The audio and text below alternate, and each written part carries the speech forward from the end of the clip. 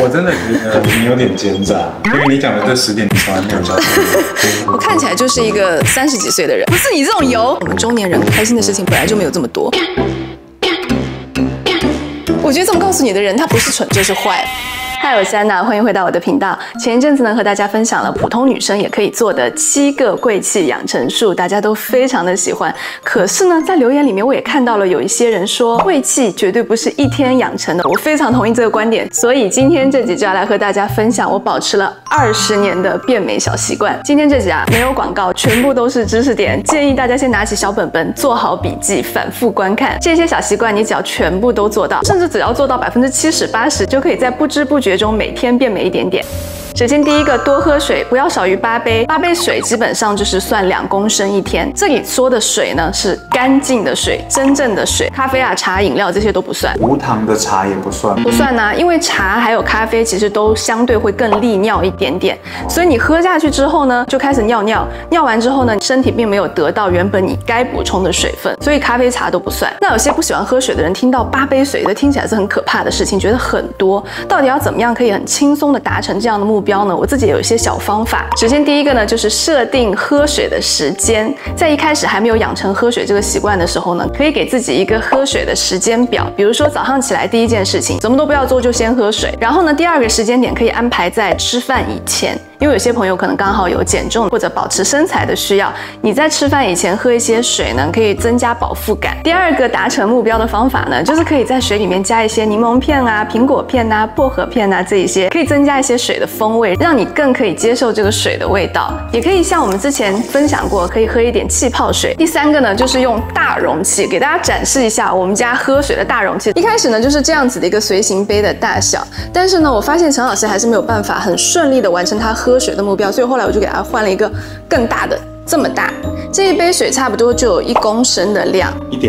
，1.18公升。这一杯喝下去，基本上1天1半的目标就完成了。所以把你的杯子换成大的来试试看。第4个呢，就是不要等口渴了再喝水，这个超重要的。有很多人喝水是不是要等到下一秒就是渴死了，再去喝水，再去买水，那时候就已经太晚了，你的身体已经发出警钟了。所以呢，我们要在平时就还没有渴的时候，没事的时候就拿起来喝一口，没事的时候就拿起来喝一口，慢慢的这个目标就达成了。第2点可以变美的小习惯呢，就是少用吸管，甚至不要用吸管。这点是不是从来没有听说过？用吸管也会让你变丑这件事情，大家有没有发现我们在用吸管的时候，嘴巴是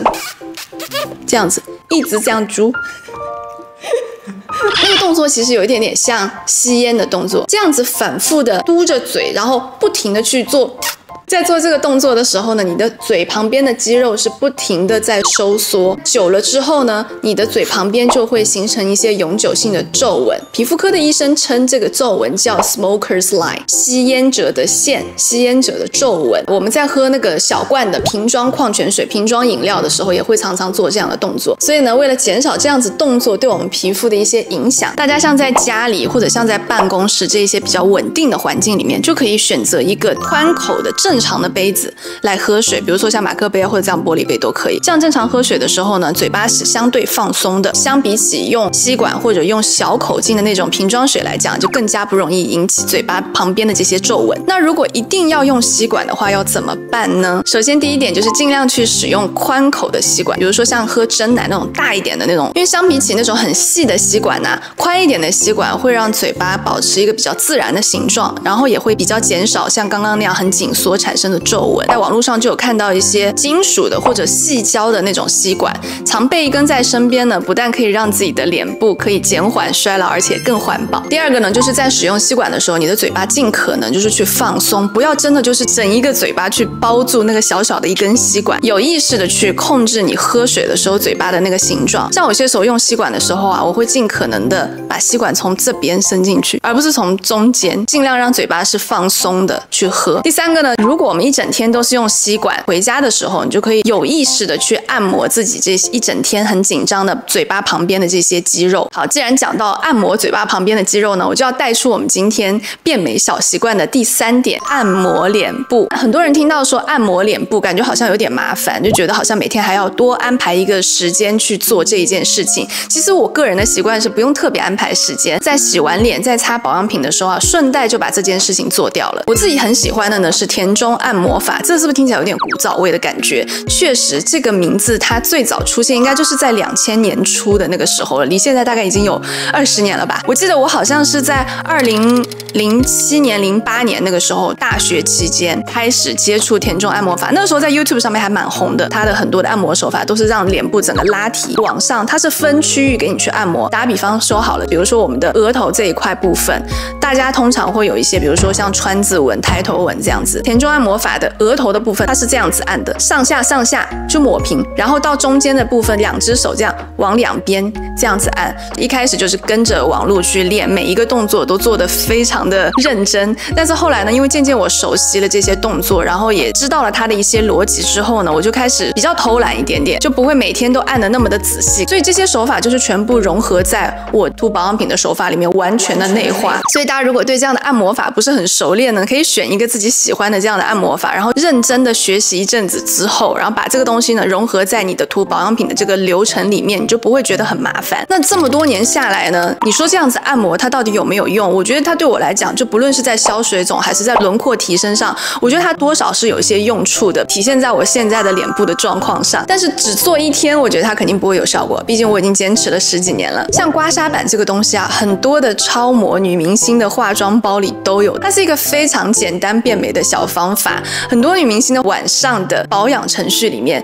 都会使用到刮痧板，所以这算是一个成本非常低的变美小心机。按摩也好，或者使用刮痧板去刮痧也好，你可以选择一个你喜欢的，并且可以去坚持的小方法，然后去成为你的习惯。我觉得我的脸上啊，还是蛮明显有岁月的痕迹的，毕竟素颜大家也都已经看到过了，我看起来就是一个30几岁的人。所以大家不要骗自己，心态年轻是心态年轻，肉体不论你愿不愿意承认，它就是会衰老。但是我想，如果我不保养，我的状况可能会更差。我觉得保养的要义就是在比不做更好一点，它就算是成功。老师，我有问题，请说啊。那你讲的这个田中按摩法，我无聊的时候可以做吗？就是比如说我用电脑的时候，一只手，然后另外一只手就去提拉。不可以，因为田中按摩法也好，或者全部的按摩法也好，你一定要在你脸部是有油脂、光滑的状态下，你去。都有油脂。不是你这种油，是好的油，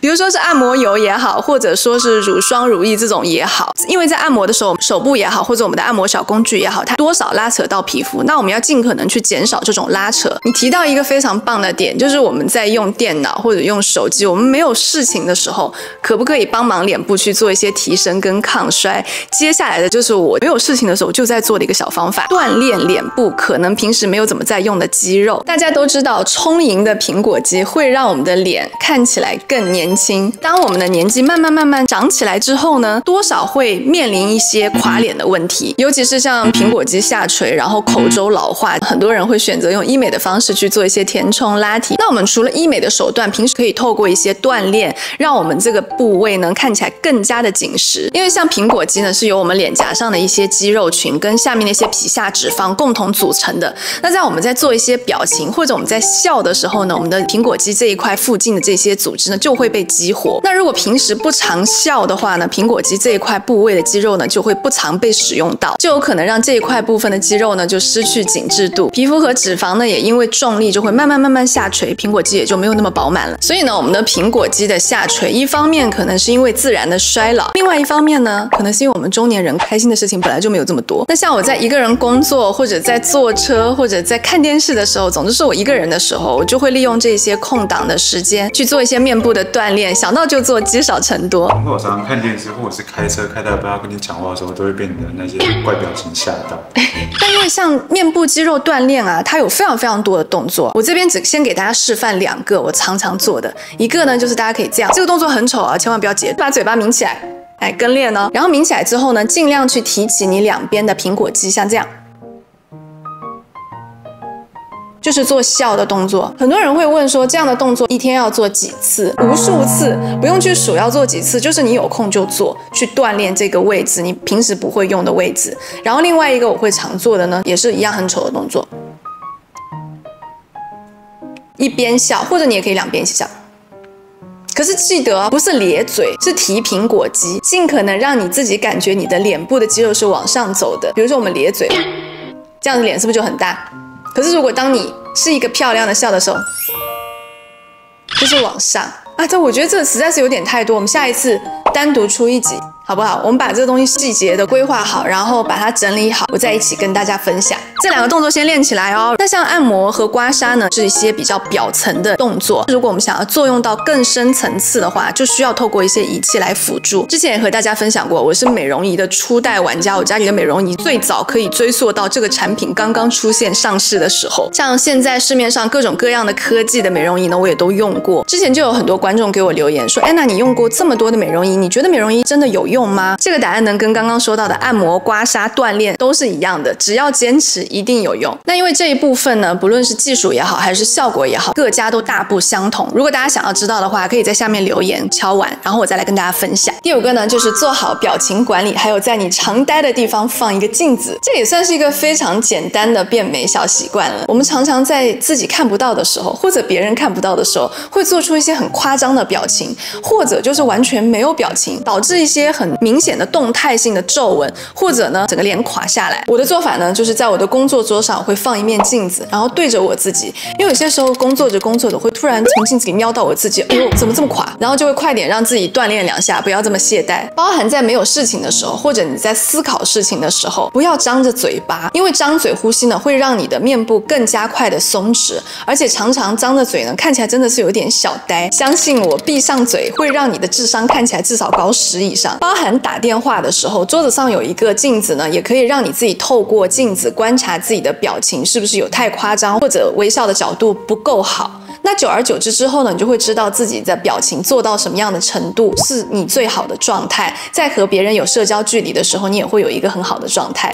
第6个就是减少摄入糖分。这几年抗糖应该算是一个非常主流的观念了吧？但是呢，路边越来越多的手摇杯，好像会让这个观念真正落实起来变得非常的困难。我个人呢是非常少喝手摇杯这一类含糖饮料的。这就回到第1题啊，多喝水，把肚子填饱，你就不会想要喝这么多有的没的。不要把位置留给含糖饮料，毕竟糖会加速我们皮肤的老化，还会带来一些像长痘痘这样的发炎反应，而且还会引发像心血管疾病、糖尿病这一类健康的问题。很多人在生活中会突然醒悟说我要抗糖，然后就会变得很激烈，完全不摄入任何糖分，包含像淀粉这样子的东西。就是我。但这样的极端的做法其实很难长久，因为它会带来一系列像营养不均衡、情绪波动，还有注意力不集中的问题。而且男生完全戒淀粉，我发现会比较容易掉头发，女生也是哦。完全没有淀粉的状态下，包含完全没有蛋白质的情况下，你的头发会掉得很快。所以呢，我们最健康的饮食方式是均衡的摄取各种各样的营养，包含优质的蛋白质、优质的碳水、健康的脂肪，还有大量的蔬菜。一定要记住，就是可持续才是我们抗老变美的最佳策略。我个人比较喜欢的做法呢，就是吃纯粹的食物，比如说我渴了，我就是喝没有味道的水，真正的水，而不是去喝有一点点甜的饮料，然后骗自己说那个是微糖，微糖也是糖，姐妹们。但是呢，我还是会留给自己享受甜点的时间，在我真的想要吃甜点的时候，就会选择一份被妥善准备好的甜点，同时满足自己的视觉、嗅觉、味觉，透过这一次吃东西给自己的美好心情加分。像平时在吃东西的时候呢，刚刚也和大家分享过，我会选择先喝水，再去吃蔬菜，再去吃肉，最后如果还没有吃饱呢，我就会再加一些淀粉的食物。第7点，这样很老派，看起来就是一个年龄感的手势。第7点呢，就是适当的补剂。像我们这个年纪的人啊，健康饮食应该是基本吧。就比如说我们在吃饭的时候、吃东西的时候，